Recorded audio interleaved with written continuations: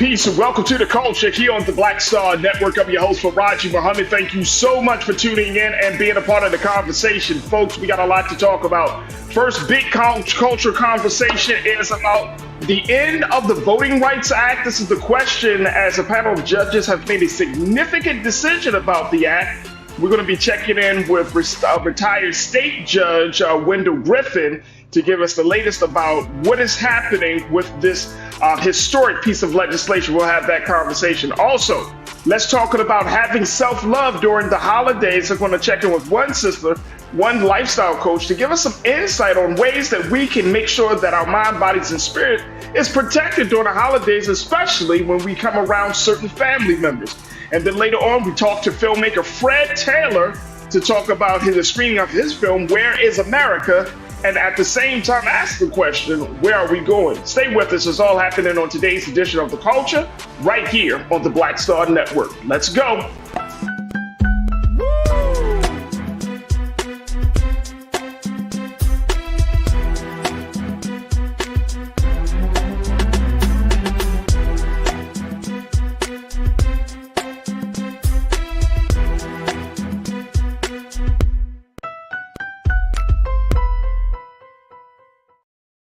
All right, folks, welcome to the culture here on the Black Star Network. I'm your host, Farajii Muhammad. Thank you so much for tuning in and being a part of the conversation.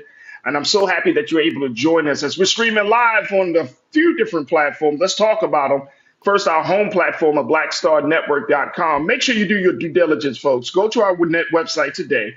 Download the app on all of your devices, your phones, your laptops, your iPads, and whatnot. And also follow us on social media at Black Star Network. And make sure that you do one of the most important things to help us in this process is give a little something to help us fund. That's right, folks, fund the movement. We want to make sure that you are an investor, a stakeholder in this digital movement that we are embarked upon. So make sure you go to our website today at Black Star Network as we're streaming live on there. And of course, you can find all of our archive shows on there, as well as some other special content. Like today, Brother Roland talked to the Empowered Men's Group down in Memphis, Tennessee. So you don't want to miss what he had to say there. And so a lot of other activities. So go again to our website at blackstarnetwork.com. Also, folks, make sure you check us out on Amazon News on your Fire TV. You can find us there on Amazon News, as well as on Amazon Prime Video. And you can find us on the Prime Video app under Live TV, then go to News, or find us on Amazon.com under Prime Video, then go to Live TV, then News. And you can certainly check us there. And we're also on Freevee, where you can find us on now under News. You can definitely check us out there.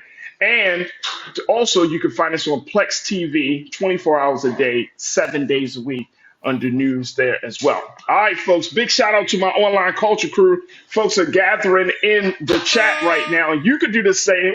What was that? There we go. Big shout out to the online culture crew.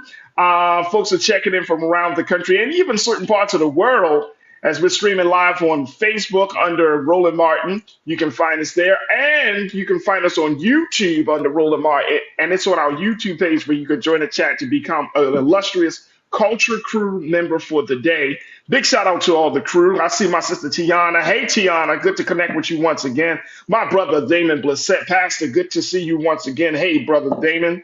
As you say, hey, kings and queens. My sister Karen Connor out here in Los Angeles doing the great work of making sure she keep our local and state government accountable for our people. So, Karen, thank you so much. Sharon Brooks, happy Tuesday before the festivities. Come on now, Sharon.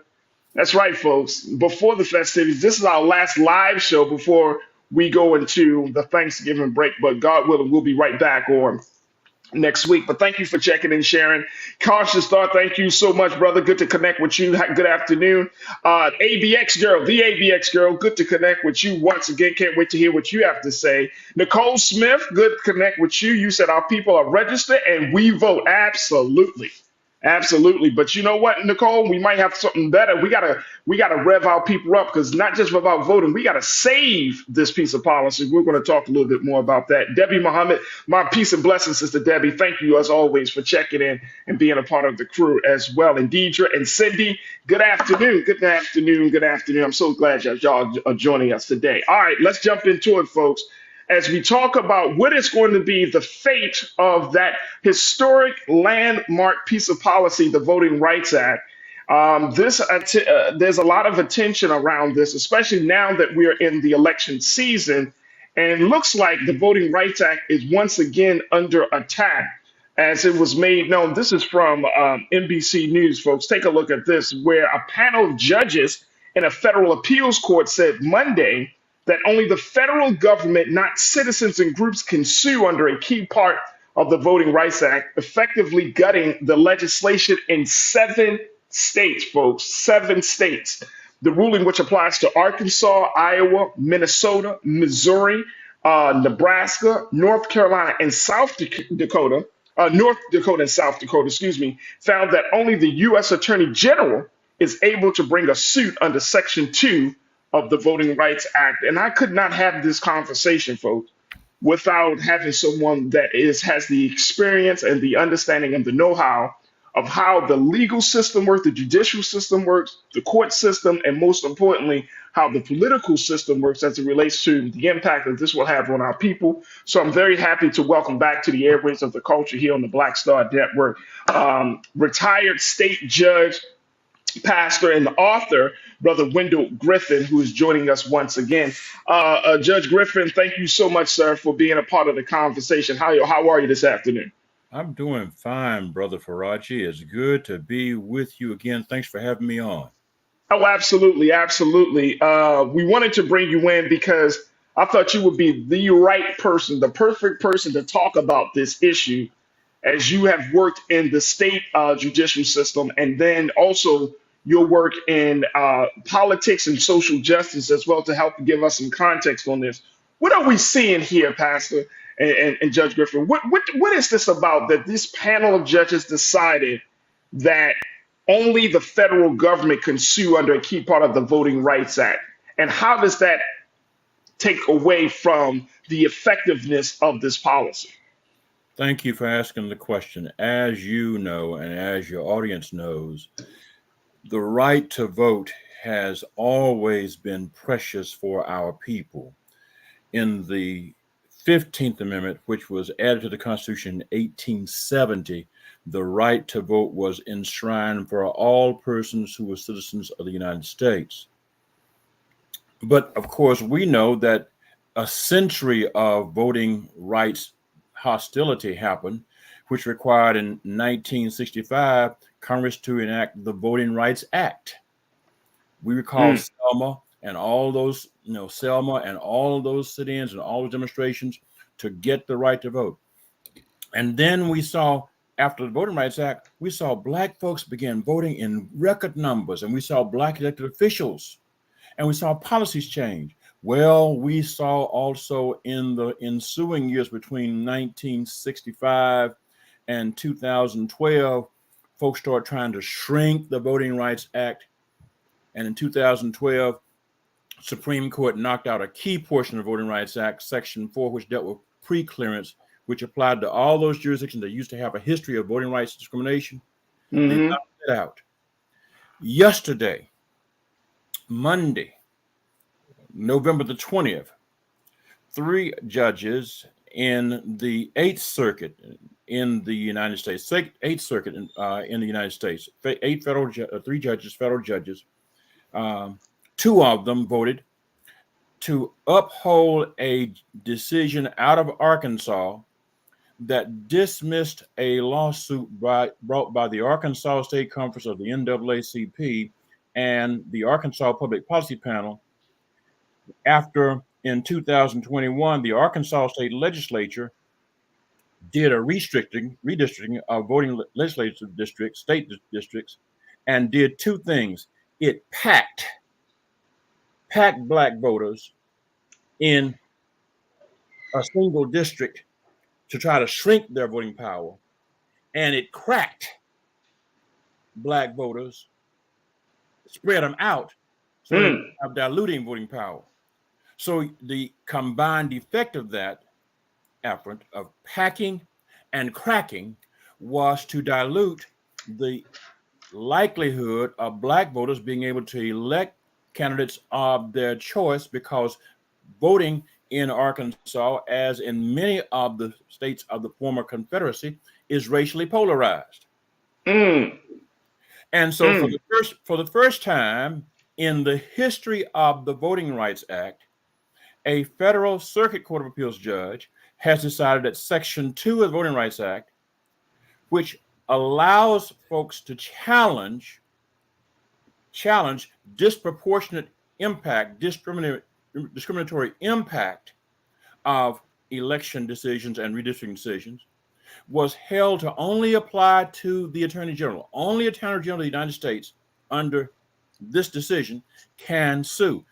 One federal judge in Arkansas decided earlier this year in January that Section 2 only allows for a lawsuit to challenge packing or cracking by the Attorney General of the United States. Now, before that, the U.S. Supreme Court had never decided that Section 2 could only be enforced by the Attorney General. It recognized that Section 2 could be enforced by individuals and by voting rights activists. Other circuit courts around the country had held that. But for the first time, this panel of judges, 2 out of 3, one judge dissented, Chief Judge Levinsky Smith, who's the chief judge of that court, dissented. But the other 2 judges, citing, and the majority opinion written by, drumroll, a former clerk of the one and only Justice Clarence Thomas. Wow. Yeah. That guy. Wow. And citing Justice Thomas's decisions, said, hey, Section 2 can only be enforced by the U.S. Attorney General. Now, here's a reality. The Attorney General does not have the resources and has never had the resources to challenge every voting rights infraction. And if you say the Attorney General is the only person who can bring these cases, then the people who do voting rights violations, for instance, in Arkansas, it was the governor, apparently Sarah Huckabee Sanders. Yeah, Mike Huckabee's daughter. Sarah Huckabee Sanders used to be Donald Trump's chief. Right. The Attorney General, Tim Griffin, who used to be a voting rights infraction person for Karl Rove, and the Secretary of State, John Thurston, also Republican, 3 Republicans voted to uphold this cracking and packing redistricting scheme. So that's where we are. And unless the 11 judges of the United States Court of Appeals for the 8th Circuit overrules this, the only recourse left is for the NAACP and the Arkansas Public Policy Panel to take an appeal to the U.S. Supreme Court. Let's stop it right there, Judge. Okay. I want to get you. I want us to take our first pause, folks. When we come forward, let's continue the conversation. I'm dedicating some time to having this discussion with our brother, Judge Wendell Griffin, and you folks, because this is so important, such an important measure. And this type of decision coming, when we're a little less than a year away from the federal election, the presidential election, will make all the difference in the world, especially in those states, those 7 states that we shared, where Black people reside. So, folks, we're going to continue the conversation on the other side. Stay with us. Join us in the conversation as we're streaming live on Roland Martin's YouTube page. And we would love to hear what you have to say as we talk about the possible end of the Voting Rights Act. Let's have that discussion on the other side right here on The Culture on the Black Star Network. We'll be right back.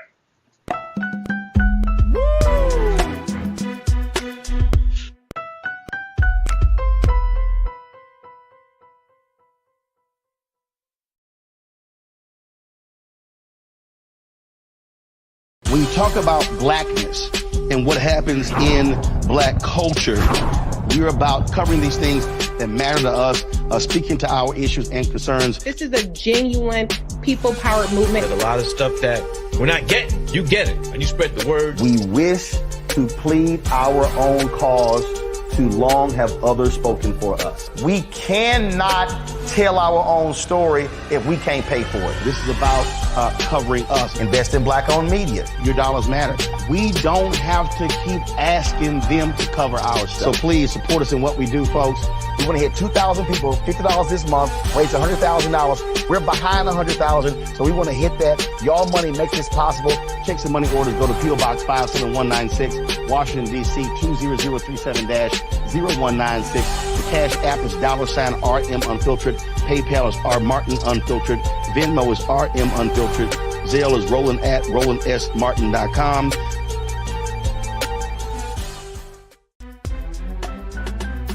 I'm Farajii Muhammad, live from LA. And this is The Culture. The Culture is a two-way conversation. You and me. We talk about the stories, politics, the good, the bad, and the downright ugly. So join our community every day at 3 p.m. Eastern and let your voice be heard. Hey, we're all in this together. So let's talk about it and see what kind of trouble we can get into. It's The Culture. Weekdays at 3, only on the Black Star Network. Folks, Black Star Network is here. Oh, no punching. I'm real revolutionary right now. Support this man, Black Media. He makes sure that our stories are told. Thank you for being the voice of Black America, Roland. Stay black. I love y'all. All momentum we have now, we have to keep this going. The video looks phenomenal. See, there's a difference between Black Star Network and black-owned media and something like CNN. You can't be black-owned media and be scared. It's time to be smart. Bring your eyeballs home. You dig?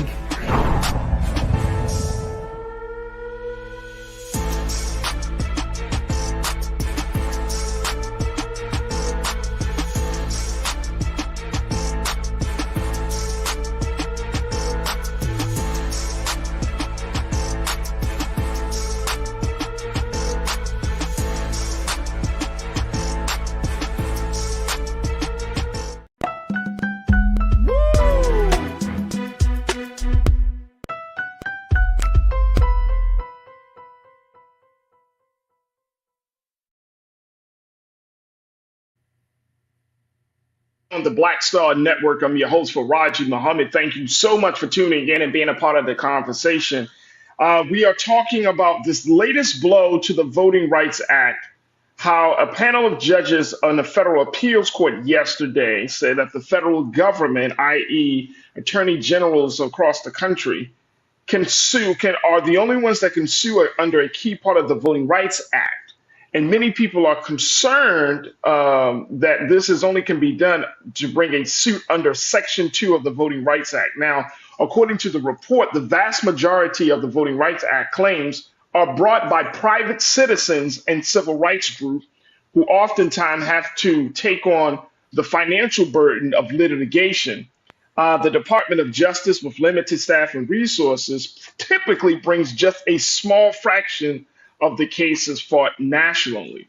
And so we've been talking about this with with retired state judge, pastor, and author, Brother Wendell Griffin, to give us some insight as to what is happening at this moment and how will this play out as we get closer to the federal election. Judge Griffin, many people are asking the question, well, a couple of things as our crew are checking in from around the country. First and foremost, Janelle, our sister, she said there is a huge contingent on the right that believes that voting rights are not enshrined for every citizen. In fact, they prefer if only a select few were allowed to vote. And you just laid out what this whole strategy of packing and cracking is all about, right? Bringing people together, then breaking us apart.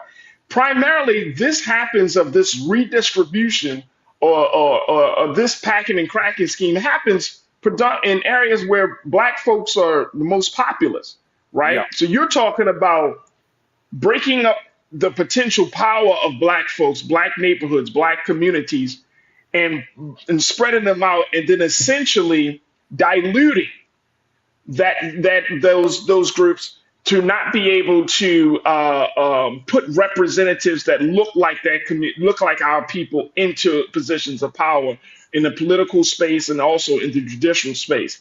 Now, we see that, as to point Janelle out, that this is a thing that we primarily see it, and I'm saying historically, this has come more from the GOP side than the Democratic side. Is that correct? Yeah.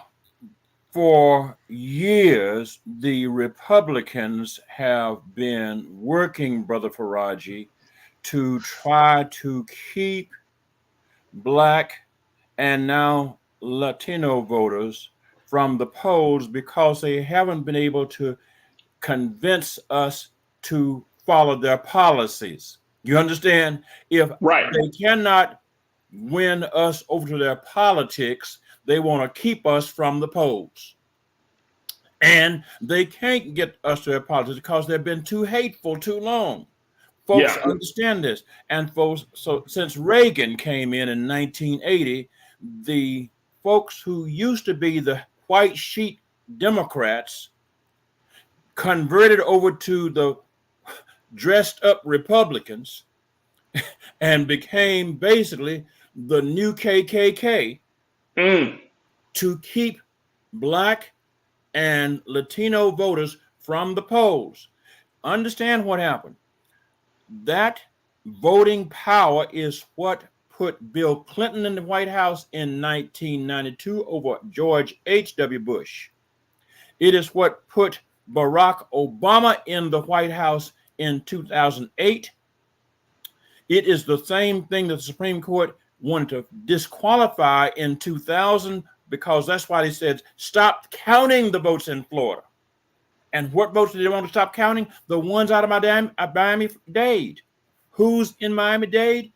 Disproportionately Black and Hispanic voters. And so they thought that if Miami-Dade voters came in,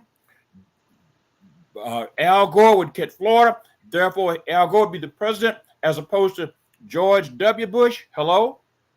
And this is what happened, so that as the 2010, every 10 years they have a census. Right. And after every census, every state legislature has to redistrict. And what happened after 2020? State legislatures across the country redistricted.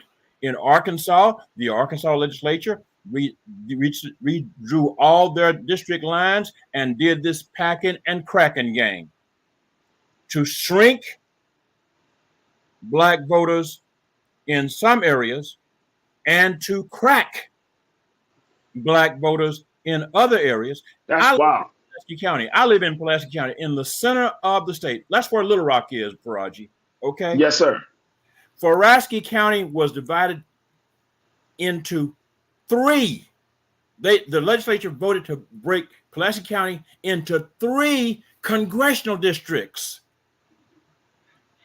3 congressional districts. How? Why? Because that keeps Black voters from voting strongly to express our votes. The one reason they did that is to protect a Republican congressman named French Hill, who never wins Pulaski County because Black voters know him too well. He's from Little Rock. And so they split up Black voters. By how to do it? They cracked. They took Black voters from Pulaski County and spread them into other areas. And then they brought in 25,000 white voters from a predominantly white county in north central Arkansas and put them in the congressional district for Little Rock, for Pulaski County. That's how packing and cracking works. And let me ask you this, and Judge, that's the thing. And we're seeing this. We know the playbook. We know the strategy. And many folks in the chat and across this country are asking the question, like Karen Connor did. She said, per the Civil Rights Act of 1964, voting rights are included. Can a lawsuit be filed to overturn any attack on voting rights as a violation of civil rights? Folks are asking, can we sue the judges? And we know lawsuits are coming, but how far will a lawsuit go in this particular case? We cannot sue the judges because the judges have what's called judicial immunity. Judges who make decisions are immune from being sued because of decisions they make. And that makes good sense. I mean, you don't want judges scared to make tough, right decisions because they're scared of lawsuits. That makes good sense. On the other hand, you don't want to discourage people from coming to court. You don't want to block the folks from the courts who have legitimate grievances. You want them to be able to sue. As you mentioned in your opening, there are too many violations for the Attorney General to bring them all. Most of the voting rights violations have been brought by private groups of people like the NAACP or the Legal Defense Fund or the ACLU. These groups, these advocacy groups, bring these lawsuits. Why? Because they are terribly expensive to bring. You got to have experts on top of experts. You got to do all kinds of discovery and pleadings. These kinds of lawsuits are not for the faint-hearted. And you have to have a specialized team of lawyers who know what the law is in this area. This isn't something that anybody fresh out of law school can pick up a case book on, run over to the courthouse and federal court and file a lawsuit and win, because the law is much too difficult. The law is much too complicated. And the process of putting the case together is much too complicated, much too involved.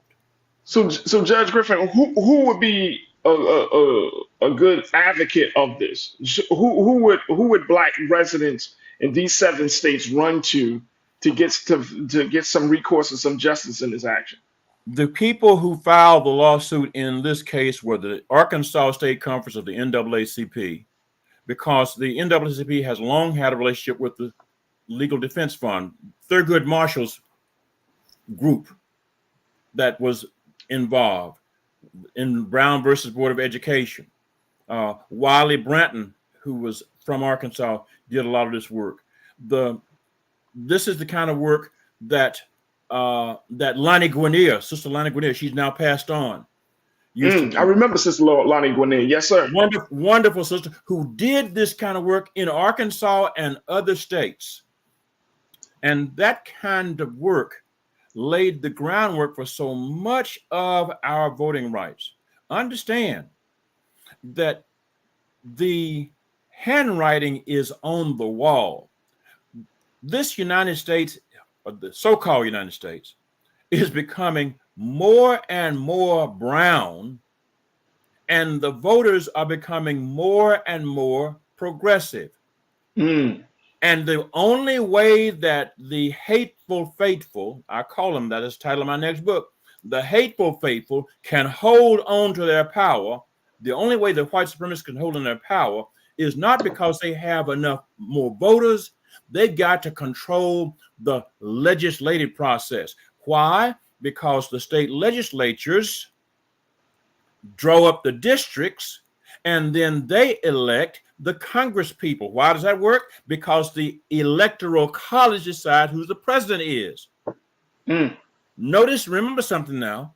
We think that our individual votes matter, but please remember that Donald Trump did not win the most votes in 2016. Hillary Clinton did. But Donald Trump got the most Electoral College votes. Why?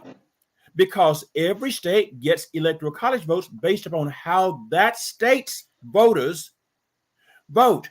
And so Arkansas, being Republican, all 6 of our Electoral College votes went to Donald Trump.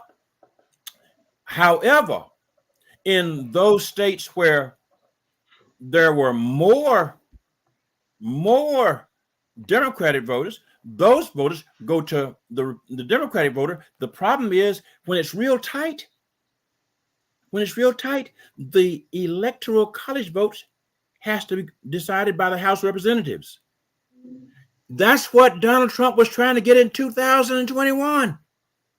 He was trying to force the election into the House of Representatives, where the House of Representatives, led by now Mike Johnson, who's a fascist from southern Louisiana, Baton Rouge, is going to be running stuff. You don't want to have your vote canceled by the haters in the House of Representatives that don't want Black and brown folks to vote at all. That's fact. That's facts. Judge, we're going to take another quick pause. When we come forward, let's continue the conversation on the other side, folks. We're talking about the latest attack against the Voting Rights Act. Join the conversation by jumping into the chat as we're streaming on Roland Martin's YouTube page, and let us know what your take is about this. I'm going to share what folks are already posted in the chat, and for folks, I don't want you to miss being a part of the conversation. And of course, stay tuned. We still got a lot more with Judge Griffin right on the other side here on The Culture on the Black Star Network.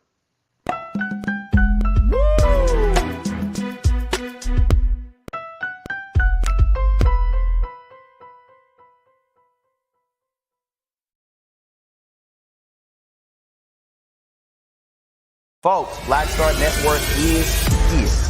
Oh, no punches! I'm real revolutionary right now. Support this man, Black Media. He makes sure that our stories are told. Thank you for being the voice of Black America, Roland. Stay black. I love y'all. All momentum we have now, we have to keep this going. The video looks phenomenal. See, this difference between Black Star Network and black-owned media and something like CNN. You can't be black-owned media and be scared. It's time to be smart. Bring your eyeballs home. You dig?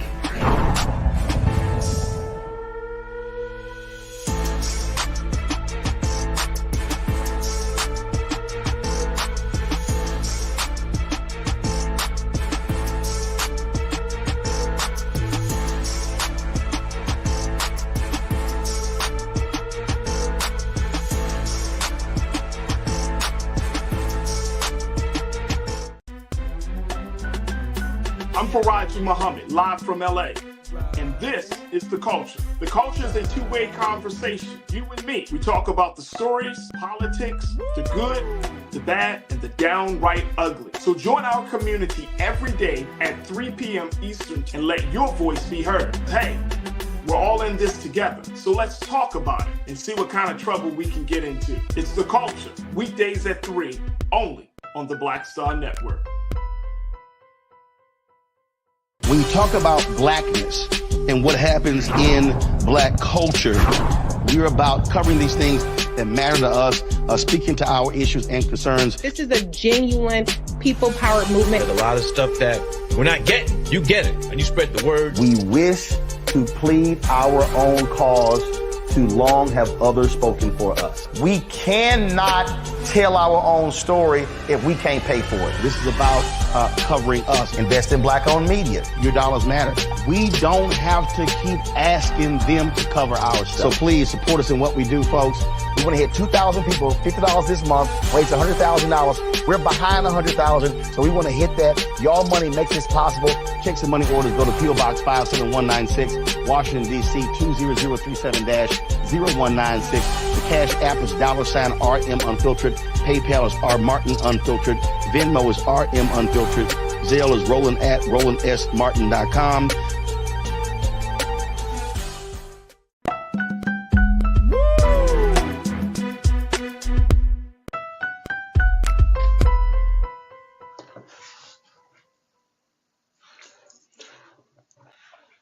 All right, folks, welcome back to The Culture here on the Black Star Network. I'm your host, Farajii Muhammad.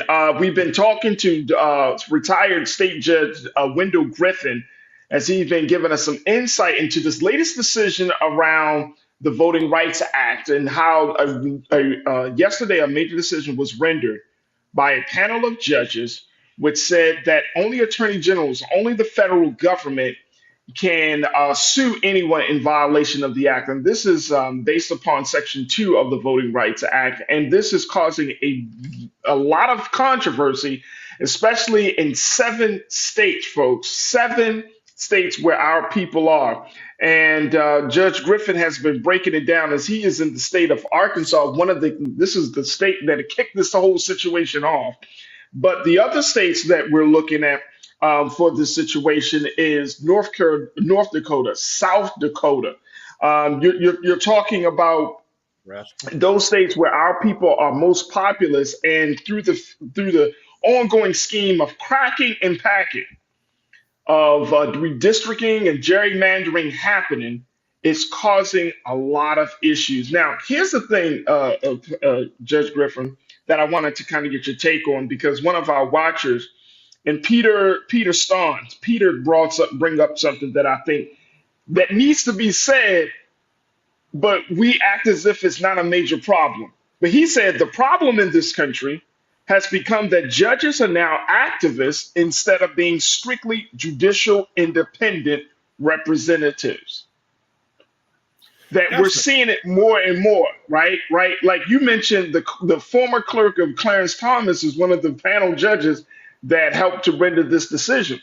And so we're in a time now where judges who are supposed to be unbiased, who are supposed to just look at the facts, look at the law, are now, because of their political affiliations, are now making decisions based on what's good for their political party instead of what's good for the law, is good as what's good for the people. How do we break that up?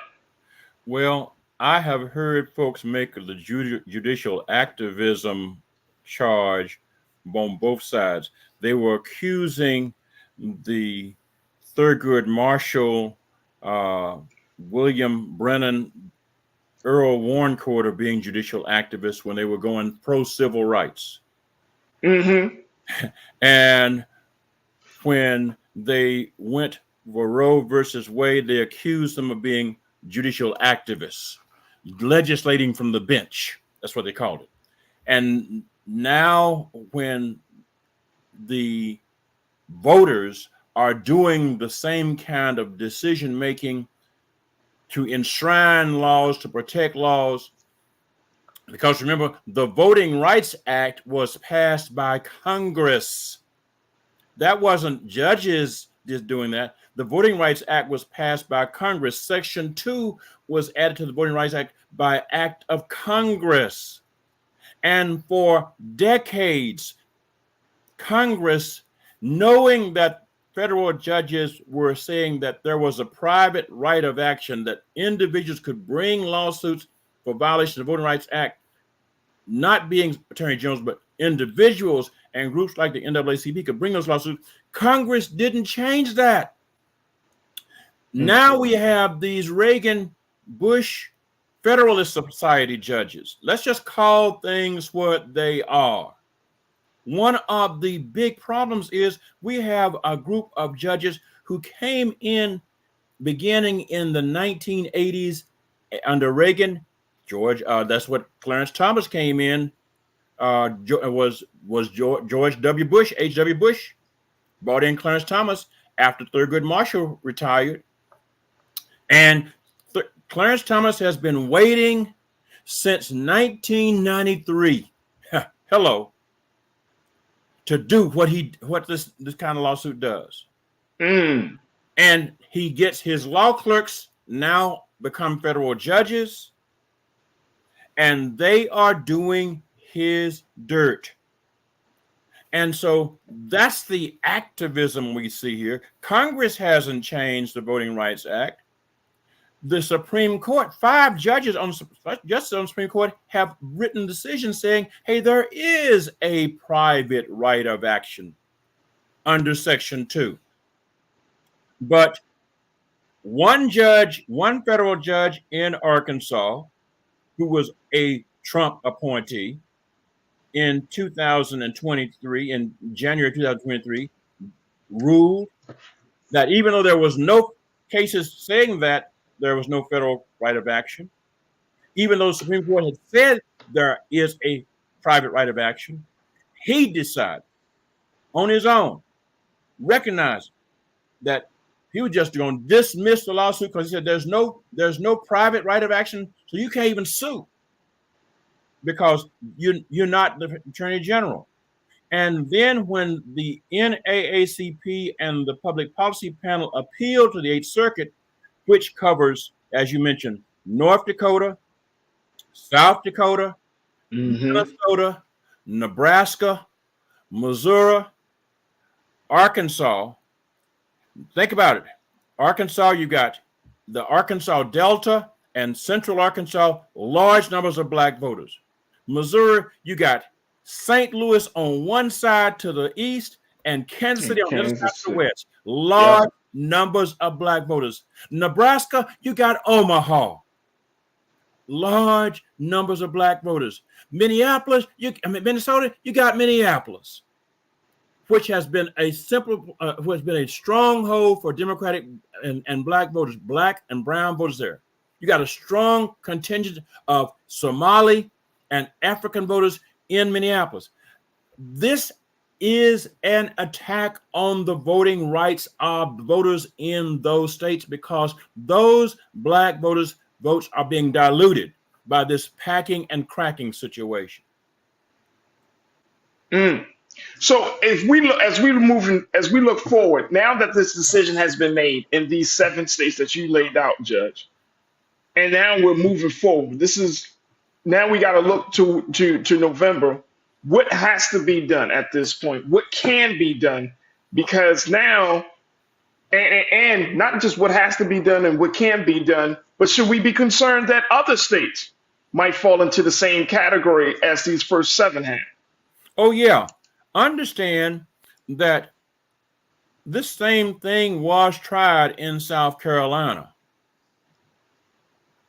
And in South Carolina, it was done, but that was kicked back. The appeals court in South Carolina from that area didn't go along with this. But the 8th Circuit, this panel, understand these circuit courts of appeals began hearing these appeals in 3-judge panels. 2 of the 3 ruled that there is no private action under Section 2. A third, the chief judge, Judge Levinsky Smith, ruled that there is. Now what's going to happen is the NAACP and the public policy panel will probably appeal the decision, or actually it's a petition for review. They'll petition the entire 8th Circuit, all 11 judges, to hear this. Around the rest of the country, they're going to be watching what's happening, because obviously what's going to happen is if this decision holds up, it's going to have to go to the U.S. Supreme Court. And you see what the U.S. Supreme Court is composed of. That's crazy. Clarence Thomas is now driving the U.S. Supreme Court. He is the most senior member of the U.S. Supreme Court. And wouldn't it be a conflict of interest for him? No. Or no?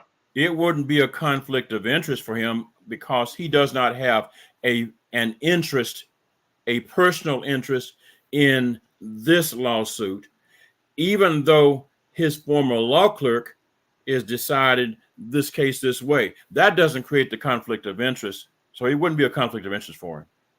Wow. So we might be looking at a situation here, Judge, where he might be the deciding factor on whether this Voting Rights Act will, as it stands right now, will continue. I am very much concerned that the future of voting rights in this country, at least for the rest of my lifetime, I'm 71 years old, will lie in the mind and in the heart of Clarence Thomas. We have seen for the last almost 40 years, or 30 years, what Clarence Thomas's view is of the law. Basically, he benefited from affirmative action and then voted to gut it. He benefited from voting rights and then voted in 2012 to tear down another section of the Voting Rights Act. So I don't have any confidence that Justice Clarence Thomas in 2023 is going to be a help for voting rights. If anything, we need to be worried about the future of voting rights under a Supreme Court that is led by Clarence Thomas and his ilk. Wow. Let me just take a couple of quick comments, and then we're going to take a quick pause to just switch gears a little bit here. Folks have been checking in all around the country. Carmen Collins, you said, so what is our strategy going forward? Play offense. Would you agree with that strategy, that we just gotta put our foot on the gas at this point, Judge, right? We've got to vote like crazy. There has never been a time when black voters have been encouraged to go to the polls. We've had to go to the polls at the threat of our lives. Medgar Evers was murdered because he was pursuing voting rights. We know about Emmett Till. Emmett Till's murder happened in 1955 in Mississippi after white folks killed two other black folks who were actively working to register people to vote. And so we've always had to fight to keep our voting rights alive. We're going to have to fight even harder. We're going to have to resist the temptation to say, my vote doesn't matter. Obviously, if your vote didn't matter, they wouldn't work so hard to keep you from voting. Nobody files somebody who can't shoot. They file you because you can play. And they don't want you to score. If they are filing you, that proves that your vote matters. If they're trying to keep you from voting, your vote matters. And when you say your vote doesn't matter, it means I don't even want to get on the court to run the risk of being fouled. You can't shoot a free throw if you don't get on the court. Wow. There it is. I'm going to just leave it right there. My big brother, Judge Wendell Griffin, he's a retired state judge. He's pastor and he's author of the book Parables, Politics, and Prophetic Faith.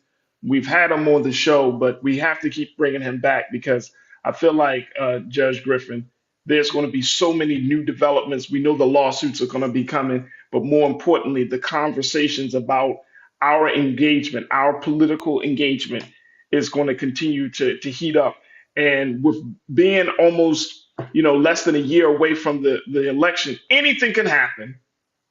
And we really do have to Carmen's point, we kind of stop being on the defense. We got to play on the offense. We got to start, throwing some jabs, throwing some punches, getting involved as much as we can, because as Carmen also said, she said, this vote is existential. Yeah. This election season is critical. Yeah. And we have a lot on the table. We have so much to consider. And I think we're going to need as many guides like yourself and many others to walk us and help us to navigate through this. And I'm talking about people, Pastor, that know the system and then know the implications of the decision, and to be able to break it down into smaller pieces so we can understand how this situation plays out. And then at the same time, encouraging the next generation. Yeah. You got to encourage the next generation. I was just reading a piece over the weekend, and it was talking about, the next generation of young black voters. Now, we've been talking about young black voters walking away from Biden. They're talking about 20 to 22% might be thinking about voting for Trump. But there's a significant portion of the 23% are actually going to be young black voters. That's right. Voters, first time voters. Right. And they've got to understand, hey, they've got more than two options, but they've got to remember you cannot refuse to play ball just because you don't like the referee. I mean, you cannot win the game by cussing about the referee. You got to get in the game and play. You got to take your shot and play. You may get fouled, but you got to take your shot. And you cannot take a shot if you refuse to get in the game. I want to thank you, Brother Farajii, because you are making it plain. You are reminding us that we have to stay engaged. I agree. The sister's right. We got to play offense. And part of playing offense is getting on the field and running the ball, even if you're going to be hit. You're going to be tackled. Yeah. Come on. That's what it is. Our dear beloved retired state judge, our pastor, our author, Brother Wendell Griffin. Thank you so much, Pastor, for your time today. And certainly we will reconnect with you soon. God bless you, brother. And have a safe holiday with you and your family, brother. Hey, same to you, brother. Thanks for coming. Let me come on. Absolutely. Folks, we got to take a quick pause. When we come forward, let's switch gears. Let's talking about our mental health and wellness over the holidays, how to show some self-love to yourself, especially if you're around family members that gives you the anxieties.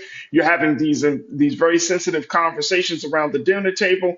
we're going to be checking in with one sister to help us to understand how we can get through the holidays and not lose our peace in the process. Stay with us. That conversation is up next here on The Culture on the Black Star Network.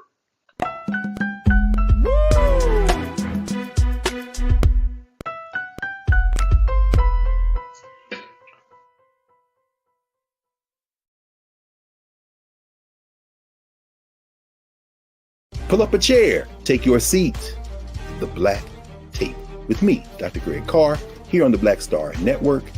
Every week, we'll take a deeper dive into the world we're living in. Join the conversation only on the Black Star Network.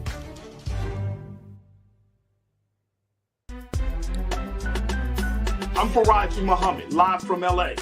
And this is The Culture. The Culture is a two-way conversation. You and me. We talk about the stories, politics, the good, the bad, and the downright ugly. So join our community every day at 3 p.m. Eastern and let your voice be heard. Hey, we're all in this together. So let's talk about it and see what kind of trouble we can get into. It's The Culture. Weekdays at 3, only on the Black Star Network. When you talk about blackness and what happens in black culture, we're about covering these things that matter to us, speaking to our issues and concerns. This is a genuine people-powered movement. There's a lot of stuff that we're not getting. You get it, and you spread the word. We wish to plead our own cause. Too long have others spoken for us. We cannot tell our own story if we can't pay for it. This is about covering us. Invest in black-owned media. Your dollars matter. We don't have to keep asking them to cover our stuff. So please support us in what we do, folks. We want to hit 2,000 people, $50 this month, raise $100,000. We're behind 100,000, so we want to hit that. Y'all money makes this possible.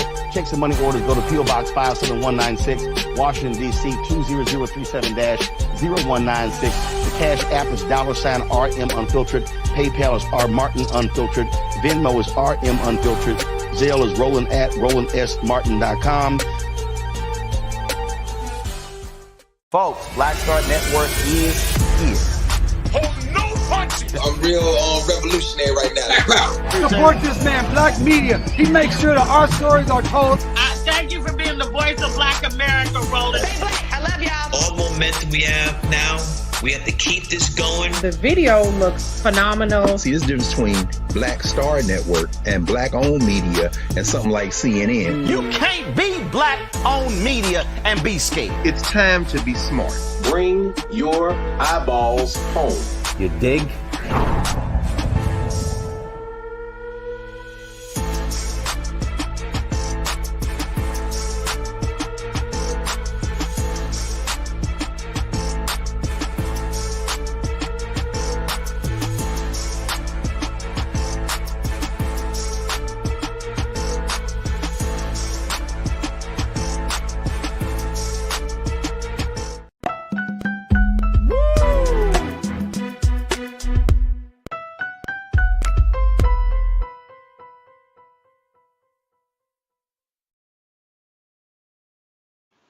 All right, folks, welcome forward. Welcome back to The Culture here on the Black Star Network. I'm your host, Farajii Muhammad. Man, oh man. If you missed the first part of the first half of the show, folks, I would highly encourage you to go back to it as we on the replay, be a part of Team Replay as we talk to former state judge, retired state judge, and pastor and author, Brother Wendell Griffin, breaking it down, talking to us about the latest decision up against the Voting Rights Act and the implications of this decision. You do not want to miss it. A fantastic discussion with the judge, with the pastor about how this thing is going to play out, the impact that it will make, and why it is so important for us to become politically engaged. Make sure y'all do your due diligence. Go back to blackstarnetwork.com to be a part of Team Replay and to see that conversation and have something to talk about over the dinner table. Yes, there's going to be sports and other family affairs, but we'd have to use those opportunities for us when we coming in together as a family to have different conversations about getting our people involved. So make sure you throw that out there, be a part of the conversation, say, look, this is what's happening. Can we get involved? But as you're having these conversations, there's a way to have these conversations because a lot of these discussions are highly sensitive, especially when you have individuals who may not be as politically conscious as you may be, or individuals who know as much as you know about what's going on around them in the world, or with with family members that you may or may not like. How do you navigate through it all and still have a quote unquote joyful spirit as we kick off the holiday season for 2023? And this is the work that my next guest is all about doing, is how to find our peace. How do we have self-love for the holidays? And so I'm so happy to welcome Coach and the author of Women on Fire, Sister Trinette Collier. Trinette, thank you so much for being a part of the conversation. How are you this afternoon? I'm great. I'm great. Thank you for having me. How are you? I'm good. I'm good. I'm very excited about this conversation because I know that the work that you do, it's not just about like, hey, let's just put on a smile and sit down and act as if nothing is wrong. Yeah, yeah. And I don't think, and you know what, and just very quickly, it's interesting. I've read articles where people, the way that we celebrate holidays, and more importantly, the way that we gather together as a family, yeah, it's different. Now, if you grew up in the 80s and 90s, Thanksgiving was a major affair. Christmas time is a major affair. You have all of the cousins and everybody come in and all of that. Yeah. Over these past 20 to 30 years, that has changed. More people are opting for smaller gatherings. They are being very particular about who they invite to the table. Yes. And the discussions are a little bit less heated. So talk to us, Sister Trinette, about this shift of what we're seeing in our relationships, especially during the holidays. Listen, they might as well call me the transparent coach. Okay. Because I like to keep it real, 100, because what has happened over time, we've allowed these behaviors to take place during especially holiday season, because it's family time, it's gathering, or you're supposed to be happy and you're supposed to be excited about seeing your family, your loved ones. But the truth of the matter, people have been going through life, right? Life has been lifing for a lot of us, especially coming out of the pandemic. That was a huge adjustment for a lot of us. So mentally, you start thinking about some things like, you're now thinking like, you know what? I really like, I don't have to be around a lot of people, or I don't have to do these things that's been a trigger for me for so long. So me as a self-love coach, self-love again is you're taking priority of self, and that includes mental, right? Our mental and our spiritual, our physical being, but overall, like that, the overall self, you're taking care of yourself. It's the appreciation of one's own worth. And sometimes we lose that because we don't really think about that. And you know what, Sister Trinette, I got to take a quick pause. When we come forward, I'm so happy that you are joining us today because my big question, let me just do the two shot really quick, guys. Thank you. My question will be when we come forward, I want us to think about this. How do you have self-love while maintaining a sense of relationship with others? Because it can come across as being very selfish, right? Mm-hmm. Or some people might say, "Oh, very uppity." Oh, Yeah. now you are you. Oh, now you want to protect your peace now, Right. and Right. Like it's new, right? now you want some. Oh, I gotta make sure my energy is manifesting as. Oh, you on X? Right. Right. You know how families would be like, but just last year you were the ones dropping jewels about everybody in the family. Now you want to protect your peace. Oh, we toxic now. Right. I want to have a conversation about that because that's going to be a new place for a lot of people. So we're going to have that discussion on the other side with our Sister Trinette Collier, self-love coach, author of the book Women on Fire. And of course, if you stay with us, we're going to get a whole lot more in this second half of the culture on the Black Star Network.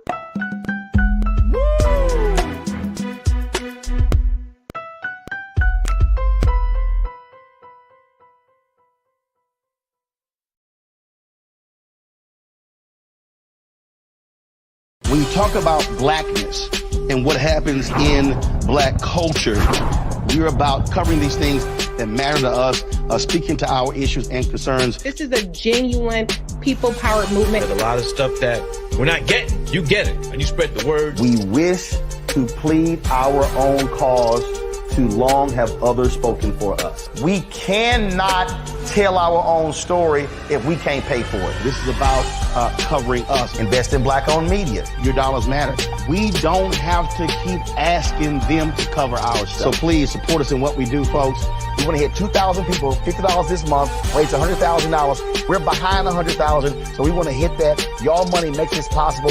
Check some money orders. Go to P.O. Box 57196, Washington, D.C. 20037-0196. The Cash App is $RM Unfiltered. PayPal is R Martin Unfiltered. Venmo is RM Unfiltered. Zelle is Roland at RolandSMartin.com.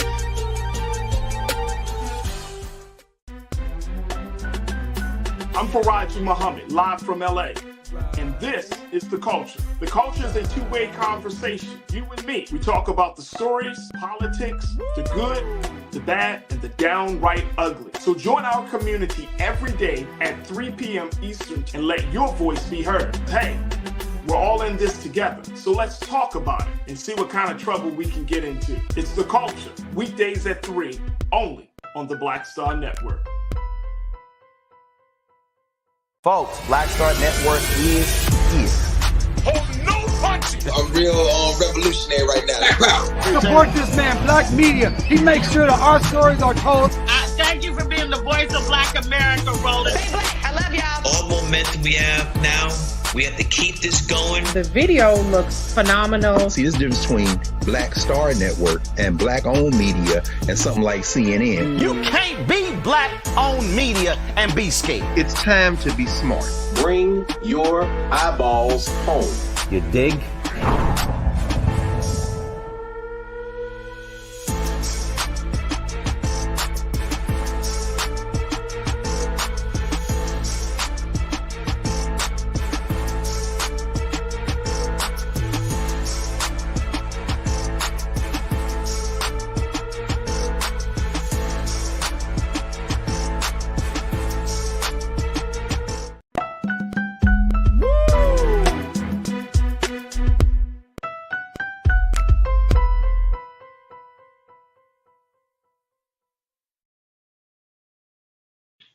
All right, folks, welcome back to The Culture here on the Black Star Network. I'm your host, Farajii Muhammad, joined by self-love coach and author of the book, Women on Fire, my sister, Trinette Collier, talking about how we can have self-love during the holiday season. And this can be a moment, Sister Trinette.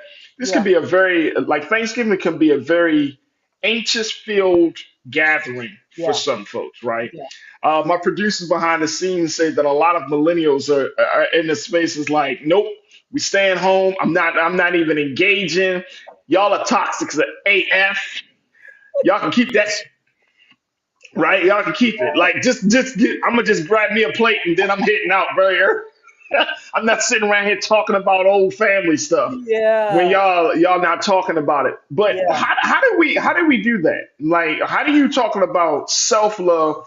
And I mean, I know we kind of make fun of it a little bit, but like protecting your peace, if given that this is family. Yeah. Unfortunately, I'm part of Gen X. So Okay. So I agree. It has been, we created that culture over time where we get with with family during the holidays, and we feel like it's time to air out the dirty laundry on everybody, right?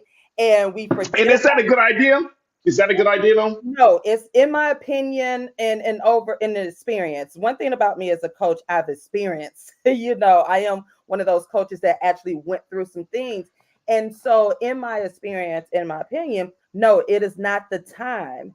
Because again, holiday season for a lot of families could mean just that it's joyful, it's supposed to be cheerful. And what happens is, I believe that this is the time where we can start setting new traditions and say, hey, let's start doing some some mid-year gatherings, if it's by Zoom or if we're all in the same city.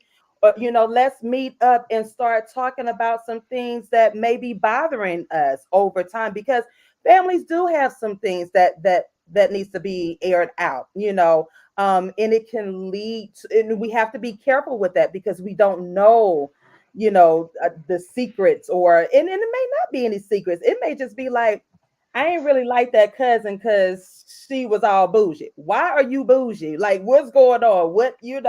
That type of deal. It doesn't always have to be anything bad, but I Right. think the conversations need to start taking place between the generations, because you're right. The millennials and the younger generations are like, you know what? I ain't got time to hear what Uncle Johnny them used to do or what they did or whatever, So Right. it's time for those conversations. What is the best metric to determine if someone is toxic? Oh,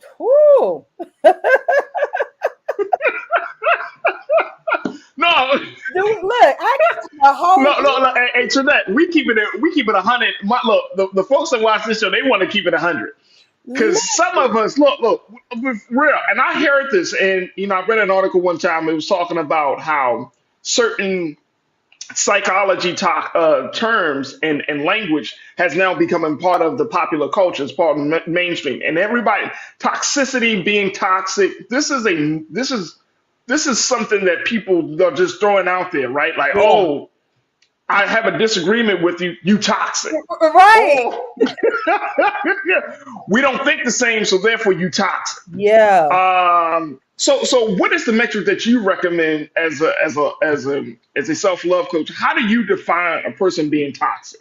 So that's a good point, because everything is toxic. If you, like you said, if you disagree, I like the Raiders, all that. So you just, and then it's one conversation after another. You like, I just said I like the Raiders. What? But I think we have to come to an agreement what toxicity is. What the definition is. But if somebody is coming to your family functions every year, already drunk and ready to pop off at the mouth, or ready to air out dirty laundry, or just gossiping, that's toxic, because you're already coming in with a motive to stir up trouble. Okay. Some of those family members who can't wait till everybody gets in the living room, and you just can't wait to be like, boom, I got some information, right? That's right. Toxicity.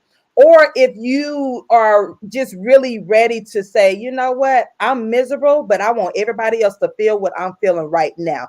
And sometimes that comes out in your behaviors throughout the gathering. So those are toxic, like, habits, behaviors. Right. And so right. you want to be cognizant of that, because sometimes when Aunt Lulu done had a little too much, and when she gonna start talking, right? So you kind of just kind of monitor her for a minute, but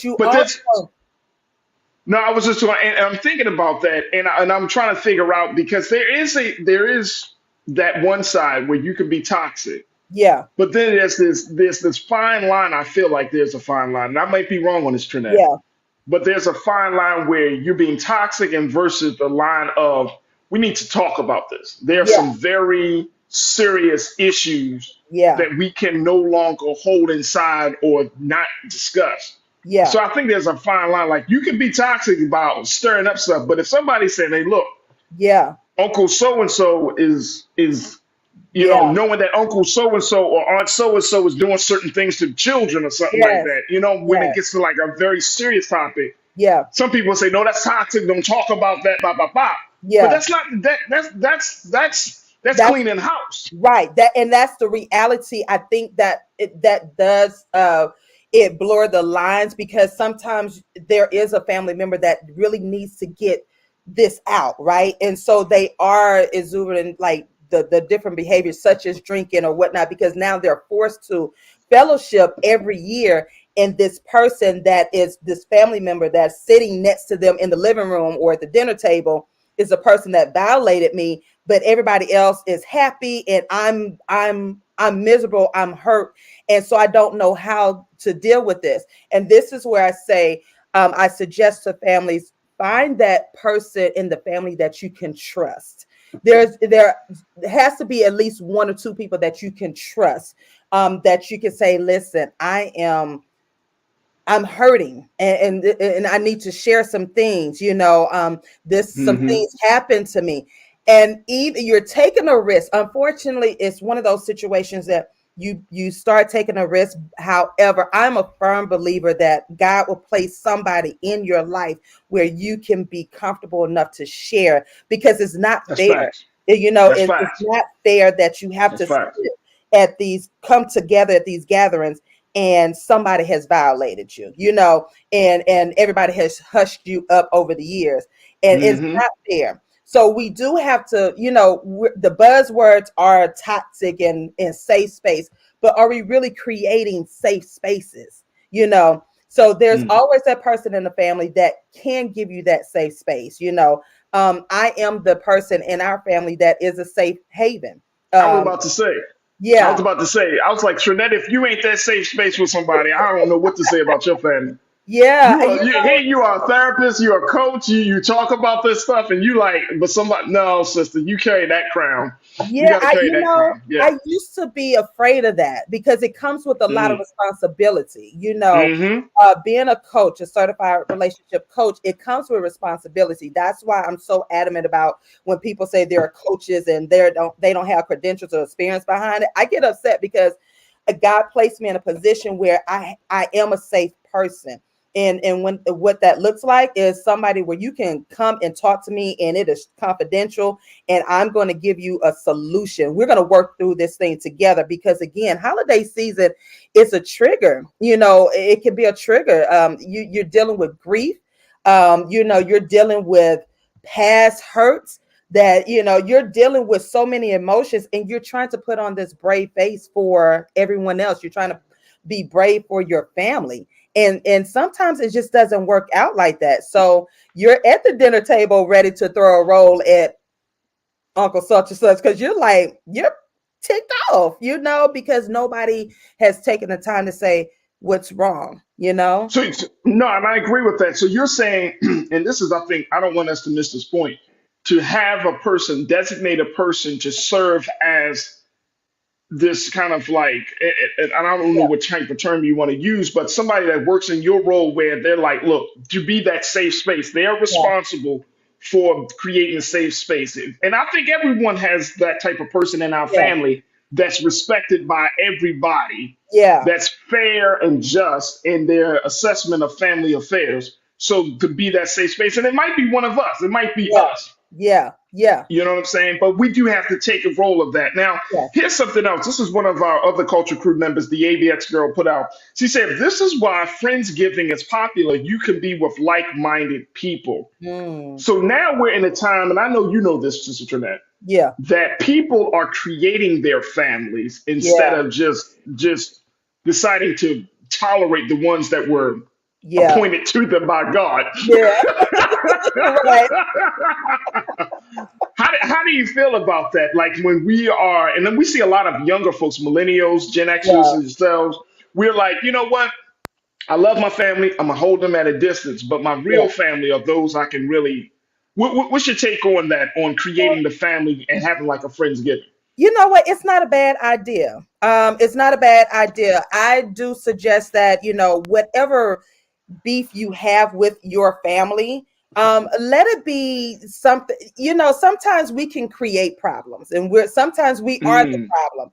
If you're mm, having beef with everybody in your family, it's something, I won't say wrong with you, but it's time for you to take a deeper look at, because you can't have beef with everybody in your family. So that means there's a conversation that needs to be had. And so if you go out and you go create a whole new family, who's to say that you're not going to have issues with those people? And ooh, so I really feel like you should create a balance, because let's be truthful, I have, it's a bunch of cousins, right? And sometimes you don't know all of your cousins, or your friends that you grew up with are closer to you than your family, your actual family members. And it's okay. But I do say create a balance. Don't just blame your entire family for issues. Now, granted, there may have been a situation where your entire family is demonic or something of that statute, but I haven't met anybody like that. Like some of the clients that I have, they've had issues with one or two people out of their family, and that one person or so has created that toxicity for the family, so they break off and create their own. But I think it's a great idea, just to branch out, because you never know what it's going to do for the other people that come together that may not have a family at all. Absolutely, absolutely. Yeah. Cindy D, you said, I am the rock of my family and I take on that mantle proudly. That's Yeah. awesome, Cindy, because and sometimes, and I don't want to kind of sound misogynistic or anything like that, but we often believe that it's the woman's role to take on that. But brothers and the men in the family can step up too. Yeah. I know that my mother, when she was alive, she was the matriarch. She was the one that kind of brought everyone together, right? Yeah. But now I'm finding that it's not about whether you're male or female. It's about the energy and the spirit that you bring to the family. Right, exactly. And you're so right about that. I lost both of my parents, so they were, now my sister, she does the cooking and bringing us together, but now we're in different cities, so we have to find creative routines and creative ways to unite and so forth. And we also have an understanding wherever we are, we can still celebrate with other friends, as long as we're celebrating life and making that moment count, making memories with other people, because again, you never know what it's going to do for other people. There are a lot of people who don't have genuinely don't have families due to for whatever reason. So gathering with a group of like-minded, spirit-filled people, that can do wonders for people. We got about 30 seconds. You got any other recommendations little nuggets of wisdom that we can hold on to, Trinette, as we embark upon this Thanksgiving holiday? I just say know your triggers, and it's okay to say, listen, I can't do it this year. It's okay. Like, you have to be really okay with yourself. That's part of that self-love journey. And know your triggers. If you know that certain people are going to be at the family house and whatnot, and it's just going to irritate your spirit, go with your spirit and say, you know what, or set a time limit and be okay with your decision. If it means really keeping your peace, don't just let it be a buzzword, but take action and really protect your peace. And then create moments. Family, some of it is all we have, but create the joyous moments that you have with your loved ones. I think that's some great advice. And more importantly, Sister Trinette, I feel, as I'm listening to you, I feel like these gatherings can be, what is the best word to say? They could be like a redemption opportunity. They can help us to kind of purify some of these things. Like, if we have the will to change, and some of us may be toxic, right? So, like you mentioned earlier, so if we have the will to have a different dynamic or have a different culture in the family, it's going to take somebody to say, you know what, enough is enough. We're going to try to reboot. Because some of these issues that we have with family members, I mean, it's some small things that happened 25, 30 years ago. And you remember in high school and I never forgave you for that. And then the last piece of cornbread, you ate the last piece of cornbread. You didn't return that text message in time. Like, I've had these same issues with family members. It's like, man, you ain't called me back. And I held on to that. And it sometimes just takes us to say, I'm sorry. Right, exactly. You know what? I'm sorry. Let's get past this. I'm a grown ass man at this point, dog. Right. Really, when you're like, I'm sorry for taking the last piece of cornbread. I am so sorry. Wait a minute, no, I'm not. Not when it comes to cornbread. No, I'm not. No, I'm not. You should have been there, bro. See? You should have been there. Sorry, but not sorry. Cue Beyonce. See? Should have got it. See, you that cousin, right? I'm that guy. Who ate the last pot? Me, bro. And pass me the whipped cream too. Sister Trinette, I appreciate you. You have a website. Talk to us. How can people get more information about the work you're doing? Yes, you can visit my website at www.IamTrinetteLcollier.com. com. You can go in there, book a discovery call. And listen, I am all about healing and making sure that you move forward in your relationships and build a healthy relationship with not only yourself, but with others around you. So please connect with me, and you can find me on all social media platforms at Trinette L. Collier. There it is, my sister Trinette. Sister Trinette, love the energy, love the insight.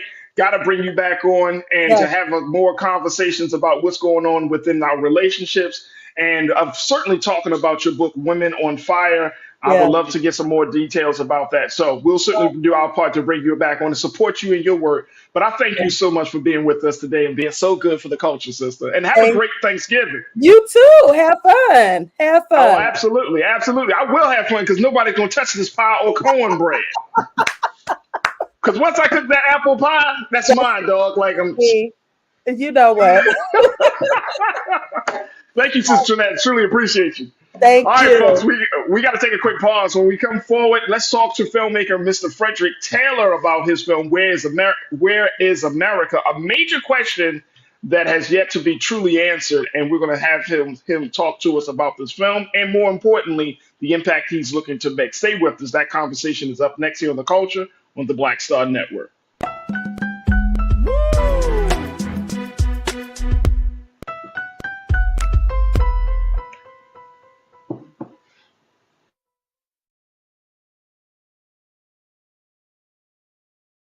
When you talk about blackness and what happens in black culture, we're about covering these things that matter to us, speaking to our issues and concerns. This is a genuine people-powered movement. There's a lot of stuff that we're not getting. You get it, and you spread the word. We wish to plead our own cause. Too long have others spoken for us. We cannot tell our own story if we can't pay for it. This is about covering us. Invest in black-owned media. Your dollars matter. We don't have to keep asking them to cover our stuff. So please support us in what we do, folks. We want to hit 2,000 people, $50 this month, raise $100,000. We're behind 100,000, so we want to hit that. Y'all money makes this possible. Checks and money orders go to P.O. Box 57196, Washington, D.C. 20037-0196. The Cash App is $RM Unfiltered. PayPal is R Martin Unfiltered. Venmo is RM Unfiltered. Zelle is Roland at RolandSMartin.com.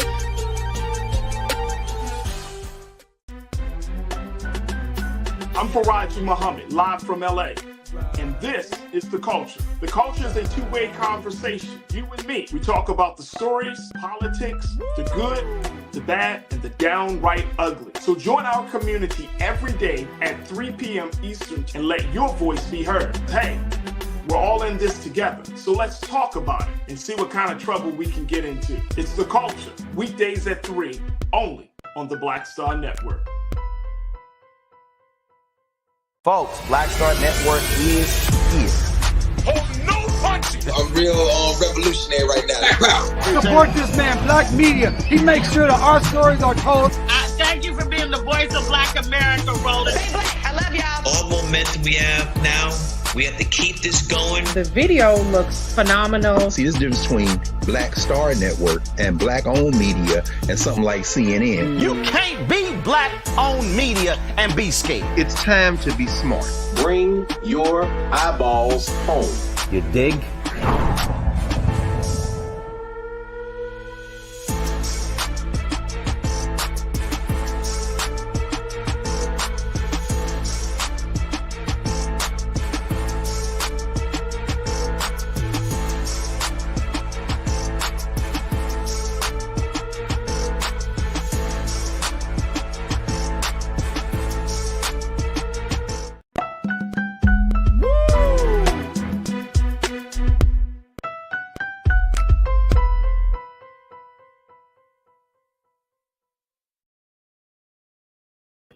All right, folks, welcome back to The Culture here on the Black Star Network. I'm your host, Farajii Muhammad. Man, oh man, fantastic day we're having. And this final conversation will fall right into that tradition, folks. We want to end today's show talking about a question that I think is just really prevalent on all of our minds, which is where we are in this country. Where is America? A big, big question that's being posed, not just within the culture, but in every space of life here in this country. We are asking this question: what is really going on?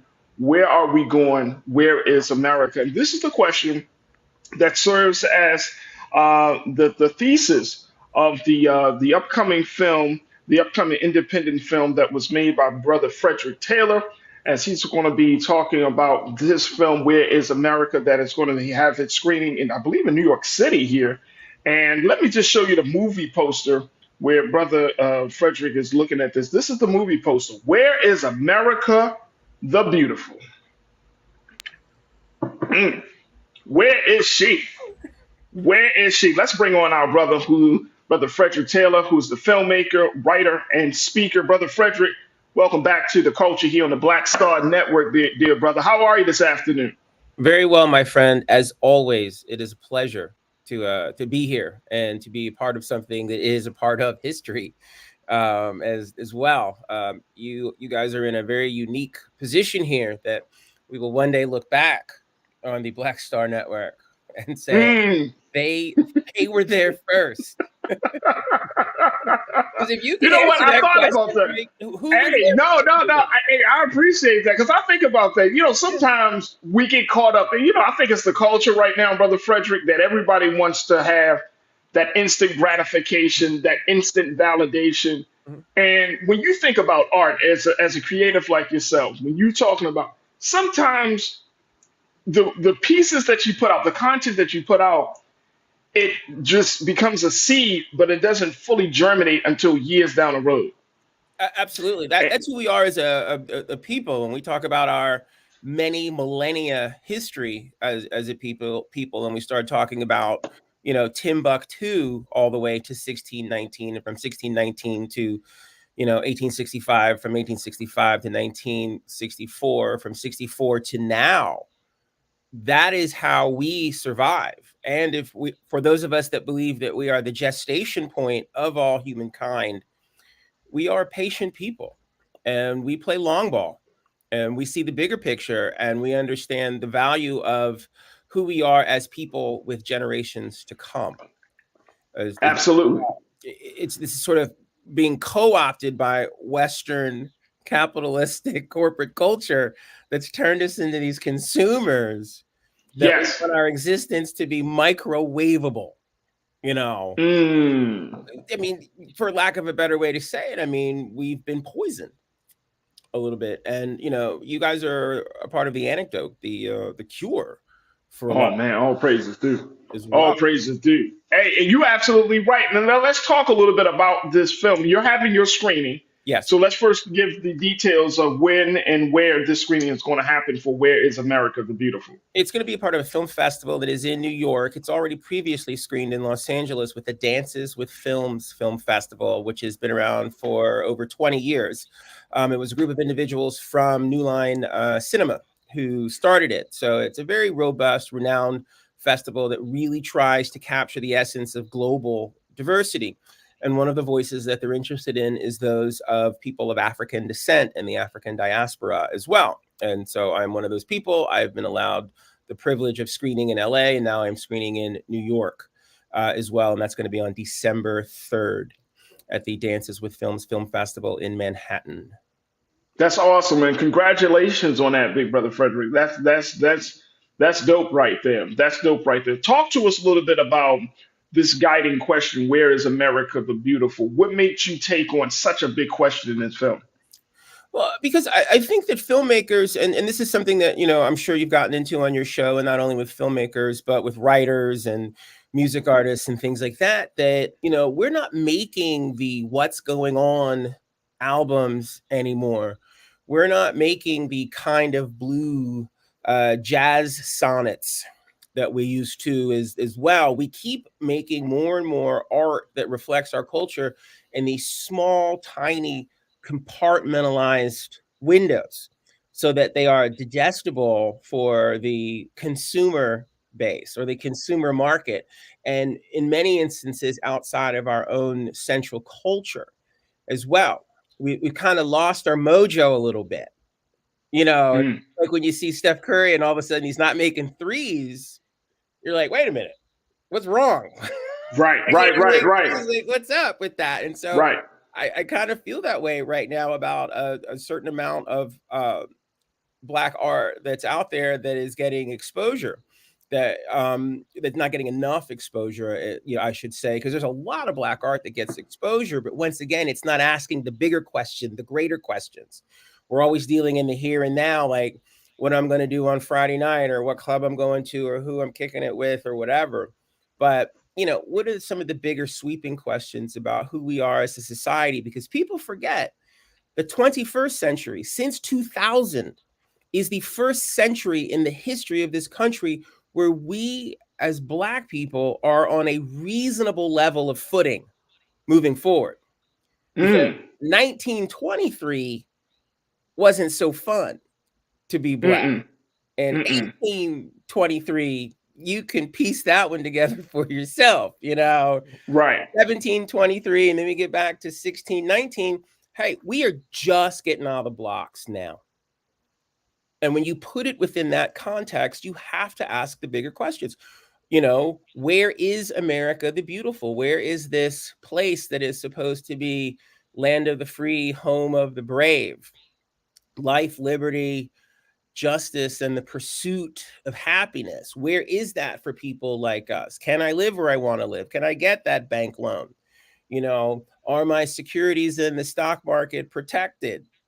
Right. Things they want us to participate. They say we can participate in, but then they don't let us participate in. And then we got to fight to be able to vote. We can't take a knee at a sporting event. We don't own any teams of the teams that we play on, where we are over 80% of the labor force in two of the most major sports in the world. And see, Brother Frederick, and I think this is, and I know we got to take another quick pause, but this is the context that you just put that in. Where were we in 1923 and 1823, 1723? But now in 2023, we are at a new place, right? Economically, socially, politically, we are in a new place. Yes. And I think that it's moments like this moment, like this year or this time, that even though we have all of these challenges, it requires us to take a moment of pause and reflection to say, wait a minute, we are in a different place. So let me shift my thinking into to meet the demands of this new place, this new time that we're in. And, as I'm even having a conversation with our previous guest, Sister Trinette, talking about self-love and having conversations about how to improve our relationships, like how do we improve our relationship to the institutions and the systems that we are a part of, right? To rethink, because I'm always just jamming this point at home every time on the show, and I'll call my culture crew, they do the same thing. At this point, we can't wait for someone else to save us, right? When the government is doing its own thing, has its own set of problems, you can't expect the government to try to figure out all of its problems and the problems of its formerly enslaved people. Right. And so it's like we do have to chart a new path for ourselves. Without question. And to add to what you said so eloquently, think about who we've lost in the past 23 years. The leader, from, our Colin Powells, to, even some of the greatest, music artists and artists of all time have died, in the first 20 years of this particular century as well. We've had a lot of challenges moving forward. That's a good point. New leadership. Barbara Walters and Martin Luther King were the same age. Do you know what I'm saying? Now, did you or did you not grow up with Barbara Walters in your ear? Did you have the opportunity to grow up with Dr. King in your ear? No. He was removed on purpose for a reason. And so many of the leaders that we've needed to be the great nation of people that we are have been ceremoniously removed from us. And so we've constantly been forced to reinvent the wheel. The goalpost is always moving. They keep shuffling the deck on us, So to your point, we need to stop playing their game. And we need to move forward on our own. The technology is there. The windows of opportunity are there. There is a global community that embraces us. The largest continent on the planet is Africa. We're from there. We don't spend enough time connecting to there because some of us have this mentality that they are not African or they do not want to be associated with that, or those people are backwards, which for any reasonable person, we know that is completely not true. And some of the smartest people I've ever met in my life were born and raised in Africa. Right. What I'm saying? Like we have all of these systems that we have to break down, and through media, we can do it. And that is our responsibility. So rather than, distract, we need to attract a higher level of thinking and being. And that's what the thrust of the film is. And at the same time, we have a responsibility to humanity to bring others along that do not look like us, that do not worship necessarily in the same ways that we do, because they are our brothers and sisters as well. And we need to get out in front and be leaders in that space instead of being dragged from behind as followers in the Western capitalistic world where we just play sports. We just score touchdowns. We just dunk basketballs, but we can't. Or we just entertain, Brother Frederick. Yes, sir. Or we just entertain. Like let's absolutely. You know what I'm saying? Like we just entertain. Yeah, and they like it. They're cool with it. That's what they want. I mean, I don't know how many people out there, have a lot of relationships with the sort of general culture that's out there. But when you really explore a lot of those relationships, many times they kind of have you around because you make them happy. You're entertaining them. You make them feel good. You make them laugh. You're interesting. Show me that new dance. Play me that new song that you're listening to. Oh my God, I love your clothes. I love your skin color. You look so good out in the sun. How do you, exercise and look so good so quickly or whatever? I mean, they get into a lot of peripheral or superfluous stuff about us. That's heavy. That's heavy. Yeah. Look, we got to take another quick pause. When we come forward, more discussion with our brother Frederick Taylor as we talk about his screening of Where is America the Beautiful, the film screening that's going to be happening in New York City, in Manhattan in December. We'll give you more information about that and continue the conversation on the other side. Stay with us. We got a few moments left here on The Culture on the Black Star Network.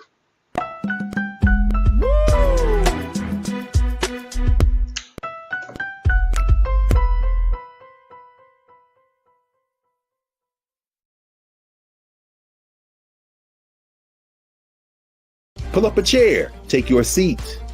The Black Tape with me, Dr. Greg Carr, here on the Black Star Network. Every week, we'll take a deeper dive into the world we're living in. Join the conversation only on the Black Star Network.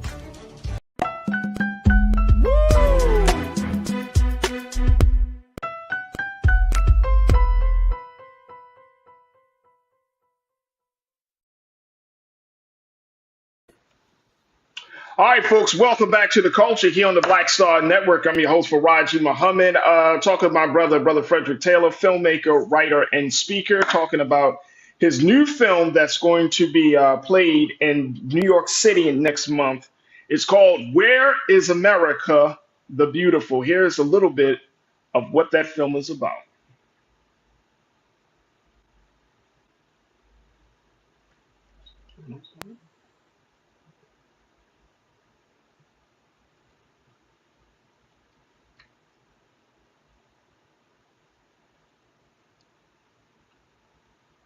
Shotgun houses, super-sized churches, eternally faithful spouses I see.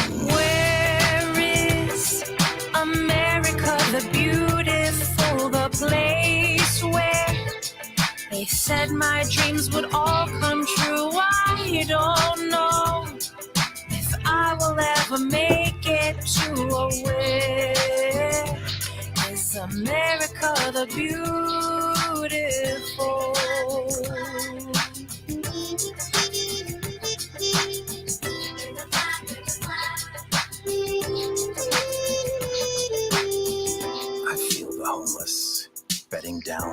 for the night. Under smoky, cloudy stars, all alone, no home in sight. I see a tombstone of a soldier Caught under foreign skies. Died a hero for freedom. Couldn't kneel for his own rights, and I sing. Where is America the beautiful, the place where they said my dreams would all come true? I don't know if I will ever make it to a where is America beautiful?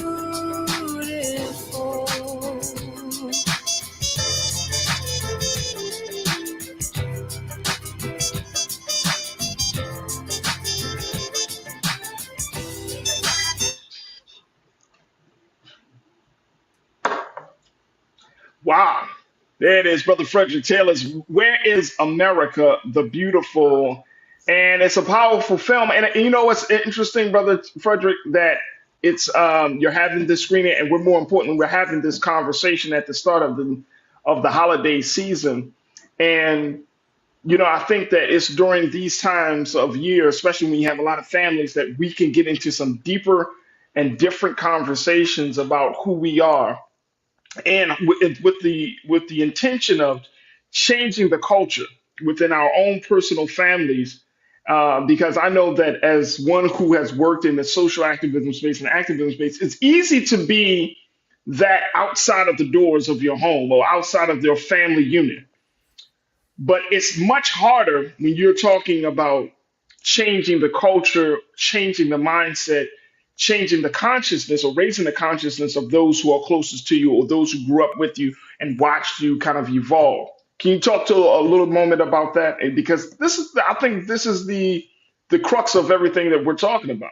Yeah, it's the hardest thing we do. Getting off the plantation. You know, we come from a culture in America where it's like, are we going to stay and be subjected to servitude, or are we going to sneak away and follow the North Star to freedom? Now, some of us said, yeah, I'm with you, you know, and they would risk it all for freedom. And some of them, many of them made it. Some of them didn't, but they tried. Then there were others that said, nah, I'm just going to stay here. This isn't too bad. You know, they only beat us on Tuesday. I'm all right with that. And another one said, I'm going to sit here and pray until a deliverer comes, you know, and they chose that. There are many different doors in life for us to pick and choose. And what we don't seem to understand is that we live in a society, in many instances, those doors are locked for us, or those doors are hidden from us. And some of us are blessed with the door being open. We get the knowledge, we get the levels of understanding, and we can turn and look back into our families and say, hey, I got something. Let's do this together. And unfortunately, in certain instances, some of our people get angry, they get frustrated, they get upset, they kind of tear it down, they make fun of us. They don't give us a motivating factor to stay loyal to the tribe. And then sometimes we'll get mad and we'll wander away and try to go find our place in these other places. And we discover that, hey, it's not there. You know, that's one of the big life lessons that I've had as well. So where I am most loved, most wanted is with my tribe. Absolutely. And, now there are isolated instances. There are certain people that I've met in my travels that do love me for me. It's not everybody, but in many instances, those people that are outside of my tribe can only be there to support and to applaud what I do. They can't necessarily lift me up. The people that lift me up are my own people. The people that have come into my life and helped to make me a better person has been that grown up, mature Black man that puts his arm around me and says, hey, I'm here for you. I will listen to you. This is what you might want to think about moving forward. This is what I've experienced. We need that type of interaction. And we don't get enough of it because so many of our men are killed or jailed or not Right. given the opportunity for education and things like that. You know, they really Absolutely. come at us with the men. And then they occupy us in these things that are just huge distractions, like you have mentioned, like entertainment, you know, and sports is entertainment as well, you know, and we don't have enough encouragement in the sort of cerebral pathways in life. We focus way too much on the physical embodiment of who we are, which is wonderful, and we are blessed in ways that, man, I'm telling you now, I wouldn't trade it for anything. If I had to come back to life again and again and again, every single time, I'm gonna hit the black dude switch. I don't want to be anything but a black dude, and I love it. But at the same time, it comes with a lot of challenge and a lot of responsibility as well. And we need the support of our communities. We need the support of our families, our brothers, our sisters, our mothers, our fathers, our cousins, and things like that. You know, we Absolutely. can't down the kids in our families that are smart, you know, that do well in school or get an A on their biology, you know, test. And I've noticed for myself, as I've moved from the kid into the middle age part of my family, the new kids that are coming along, because of social media and things like that, they really like me. They really respect me. They really admire me. They want to kind of do what I'm doing. They want to be the way that I'm being, that versus when I was their age, that wasn't around. You know, I'd get kicked around a little bit. Right, no, I get it. I get it, you know brother. what I'm saying? You're just like, I get it. Hey, you know, brother Frederick, I get it. like all this stuff, you know? Yeah.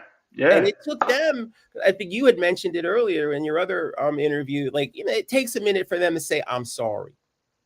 I was wrong. You are wrong, right. man. You doing something not only for yourself, for us, and for the people. You know? Hey, look, I'm a creative and I understand it because sometimes people don't understand that when you submit yourself to a cause bigger than yourself, when you see yourself as being a part of something that's bigger than yourself, they laugh at you at first. Yeah. But then the greatest vindication is life. Life will kick your ass and humble you. Yes, it will. Right? It, like, you know what I'm saying? Because you can't go through life only thinking about yourself. You can't go through life just saying, oh, I'm gonna just get money for me, and I'm not thinking about the my people. I'm not thinking about the connection and the relationship that I have to the ancestors that came before me. Right. So, you know, that is very, very real, brother. Very real. I know we got to close it out. Brother Frederick, what's the best way that folks can get all the details about your upcoming screening in New York City? You can go to the website for Dances with Films, danceswithfilms.com. You can go there. You can also go to my website, which is Tomorrow Pictures, tomorrowpictures.com. And then, of course, the film is Where is America the Beautiful as well. You can Google that. And then you can also Google my fancy name, which is FR3DER1CK. Google that. You'll get everything. And that will keep you up to date on all of the social media and all of the websites and all of the stuff that I have going on. And you can also go to Amazon. And I have a film on there called Counter History's Rock Hill, which is about social unrest in 1961 in Rock Hill, South Carolina, as well. So there are many things circulating out there in the universe that are related to these subjects that you and I enjoy talking about so much. Absolutely. And absolutely. Yes. And I, once again, you are fantastic. This network is fantastic. And you are doing great things. And you all deserve so much more, including, you know, venture capital and media exposure. Hey, look, we're gonna get ours in one way or another. You know how that goes, exactly. right? No, and you're gonna get hey, look. I'm told every day, and I'm truly humbled by this. Every day, somebody is saying, "Look, I appreciate what you're doing." It may not draw the big numbers now, but it resonates in the hearts and the minds and the spirits of the people that tune in. So, you know, that's the impact that we want to make. Real quick, what's your shirt say? Look at that. Jesus was an unarmed. What's that? Is that unarmed? Unarmed black. Yeah, unarmed black man. Right. Which, you know, he was. Yeah, it is. He was black. He was unarmed. That's all I'm gonna say. And he created the greatest revolution in the world. that we are still fighting today. That we're still fighting for. Jesus was an unarmed black man. There it is. My brother Frederick Taylor, filmmaker, writer, speaker. Thank you, brother Frederick. And more importantly, thank you for being so good for the culture. We truly love and appreciate you, brother. Always, my man. Take care. Happy holidays. Take care. Happy holidays, big brother. All right, folks, that's going to do it for us. We're a few minutes over time, but I truly appreciate your patience and just staying tuned in. I thank each and every one of you. I thank all our dynamic guests. Pastor Griffin, I thank you. Sister Trinette Collier, my brother Frederick Taylor, thank you, thank you. I hope that y'all enjoyed the show. This is our last live show for the week because of this Thanksgiving holiday, but gives us some things to think about, some things to talk about, some things to share. And that's always the ultimate goal for us here on The Culture, is to raise the consciousness of those who tune in. And so many of you who are part of the illustrious culture crew, y'all know how we do. Let's have some different conversations. So I hope and pray that you really enjoyed the conversations that we had today, the ones we had yesterday. And as we go into this break, let's think about some different things. Let's do some different things. Let's change the culture within our families and within our own selves to be better.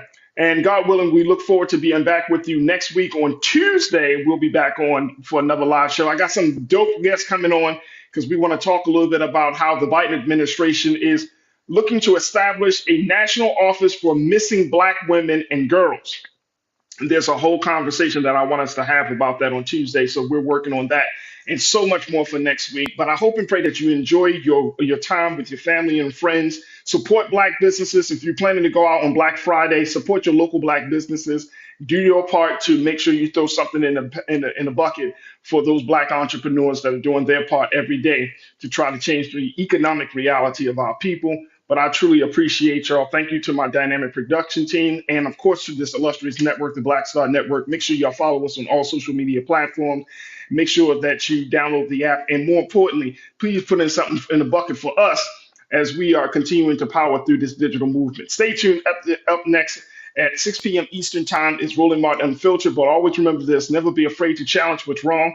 Stand for what's right while being yourself in the process. And God willing, we will see you next week for another exciting live conversation right here on The Culture, exclusively here, only here on the Black Star Network. Have a great holiday weekend, and I look forward to talking to you soon. Peace.